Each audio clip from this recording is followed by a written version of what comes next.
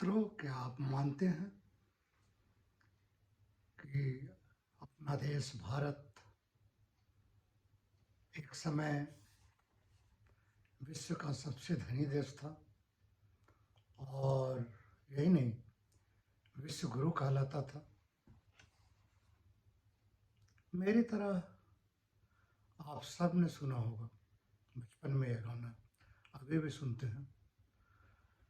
जहाँ डाल डाल पर सोने की चिड़िया करती है बसेरा, ओ भारत देश है मेरा। और इसे सुनकर काफ़ी गौरव का अनुभव करते होंगे, जैसे मैंने किया था। और इसके आगे के लाइन भी वही है, उसमें भारत विश्व गुरु माना गया। यहाँ हर पुरुष को राम और कृष्ण की तरह चरित्र वाला बताया गया और हर नारी में सीता और राधा को देखा गया। इस गीत को सुनने के बाद जैसे मैं सोचता था वही मैं लगता हूँ आप सोचते थे या नहीं, ज़रूरी नहीं है। लेकिन मैं तो सोचता था कि या तो ये कवि की कल्पना है। क्यों सोचता था? क्योंकि मैं आसपास के अपने देश की स्थिति को देखता था और फिर मैंने ध्यान दिया कि क्या सही में इतिहास यही कहता है। तो सचमुच में यदि आप पुराने भारत के इतिहास को देखें, अपने ग्रंथों की तरफ से नहीं, विदेशियों के दस्तावेजों से, तब भी हम यही पाते हैं कि भारत 1800 ईस्वी तक तो सबसे धनी देश था ही। इसी ने इसी के धन से, इसी वैभव ने, इसी बिखरे हुए सोने के सीरिया की स्थिति ने सब सिकंदर को आकर्षित किया भारत पर और बुरी तरह पराभूत होकर या डर कर वह वापस चला गया। मेगास्थनीज के जो यात्रा विवरण है या युद्ध विवरण है इंडिका, उसको पढ़ने से मालूम होता है कि उस समय भारत का धन वैभव, भारत का कल्चर, भारत के ज्ञान, ये सब कुछ विश्व में अप्रतिम था। इसके बाद हम लोगों ने देखा कई देशों से बर्बर आक्रांता आए और भारत की स्थिति को खराब करते गए।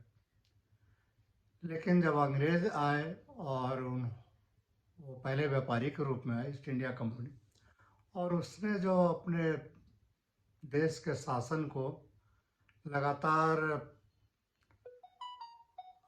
हर साल का अपना लाभांश भेजा और उसमें विवरण दिया और साथ में सर्वे कराया, गजट से उसका मालूम होता है कि उनके शासन के प्रारंभ में भारत विश्व का सबसे धनी देश था। उसके बाद की स्थिति तो कई पुस्तकों में हम लोग देखते ही हैं, अंग्रेज़ों की लूट का, अंग्रेज़ों के द्वारा भारत के पुराने कल्चर को ख़त्म करने की कोशिश को और हमारे ज्ञान के को कम दिखलाने की बात को, संस्कृत को महत्वहीन करने की चीज़ और अंग्रेजी को कंपलसरी बनाकर और शिक्षा को सिर्फ क्लर्क बनाने तक की सीमित करने की चीज़ को। तो आज की ये दुरावस्था जो है वह इस कारण नहीं है कि हम लोग पहले काफ़ी नीचे थे या पहले कुछ भी नीचे थे किसी भी देश से। अपना देश सर्वश्रेष्ठ था और सिर्फ धन की बात नहीं है। हम लोगों का गौरव ये है कि भारत विश्व गुरु था। जब विश्व में सभ्यता की पहली किरण आई उस समय से भारत सबसे आगे था और यह 1200 ईस्वी तक रहा। वास्तव में तो जो इस समय 700 से 1200 ईस्वी या 600 से 1200 ईस्वी जो भारत के इतिहास में ज़्यादा ढंग से नहीं लिखा गया है, उस समय भारत सिर्फ धार्मिक और साहित्यिक रूप में नहीं बल्कि विज्ञान के हर क्षेत्र में प्रगति कर रहा था। उसी समय जो निकले हैं किताब, उनको आप देखें तो पाते हैं कि ज्योतिष, वास्तु, अर्थशास्त्र, वैदिक शास्त्र, ज्यामिति, गणित और भारतीय साहित्य का जो लेवल था उस समय, उस लेवल तक यूरोपियन शायद आज तक नहीं पहुँचे। यद्यपि अपनी भाषा के साहित्य से हम लोगों को अलग कर, अपनी भाषा के ज्ञान से हमको अलग कर, अभी हम अंग्रेजी की पुस्तकों से यह ज्ञान प्राप्त कर रहे हैं कि सब कुछ सारी खोजें भारत से बाहर हुई, परंतु ऐसा नहीं था। भारत सिर्फ धार्मिक क्षेत्र में अग्रसर नहीं था, सबसे आगे आध्यात्मिक रूप से हम लोग विश्व गुरु नहीं है, बल्कि हम लोग हर क्षेत्र में विश्व गुरु थे। आध्यात्मिक क्षेत्र में विश्व गुरु की बात को तो अभी भी सारे पाश्चात्य विद्वान भी मानते हैं। क्या कारण है इसका?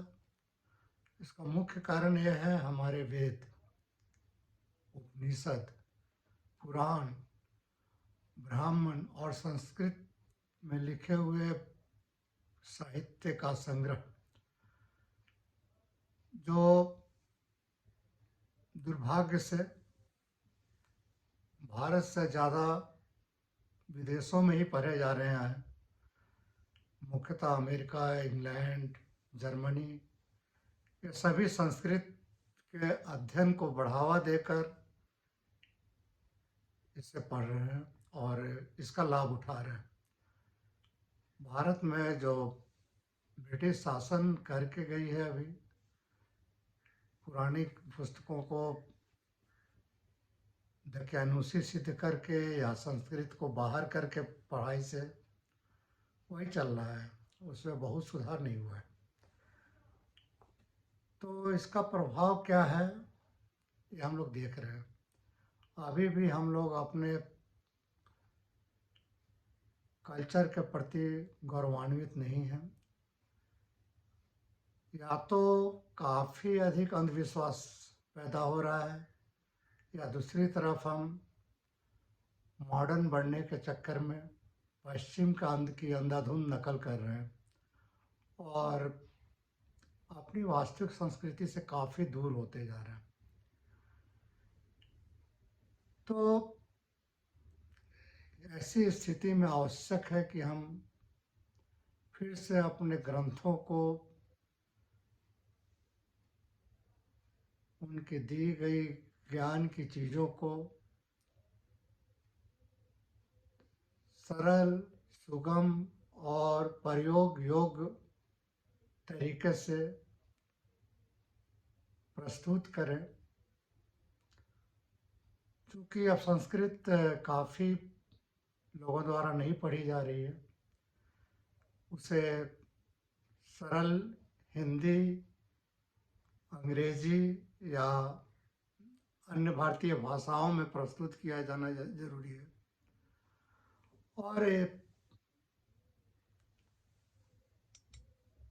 यह कार्य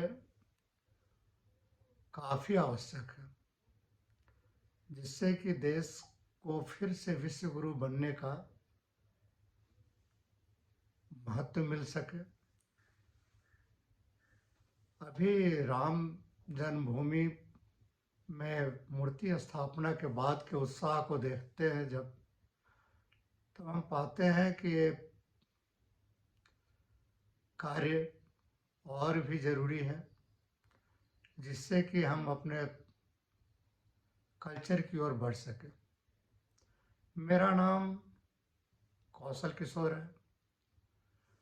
मैं नाबार्ड से अधिकारी के रूप में कार्यनिवृत्त हुआ हूँ और मैंने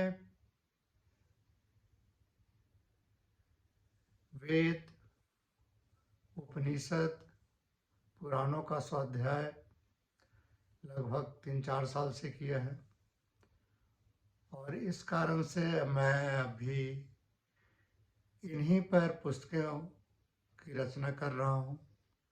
मुख्यतः ब्रह्म विद्याओं पर मैंने अभी 2 पुस्तक अंग्रेजी में और उनका हिंदी संस्करण भी प्रकाशित किया है, जो ई बुक में और किंडल दोनों में है। इसके अलावा यह चैनल मैं इसी अभिप्राय से वेद और उपनिषद के महान ज्ञानों को सरल भाषा में प्रस्तुत करने के लिए प्रारंभ किया हूँ। तो आप अगले कुछ